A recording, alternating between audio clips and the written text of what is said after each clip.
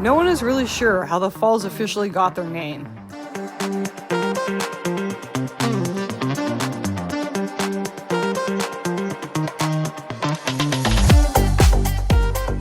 One legend says that two local surveyors, Jack Nelson and Bob Mollison, made a bet for a bottle of brandy to see who could guess the real height of the falls.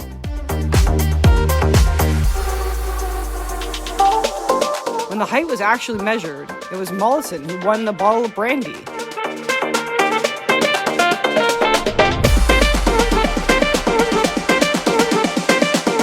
And then they named it Brandywine.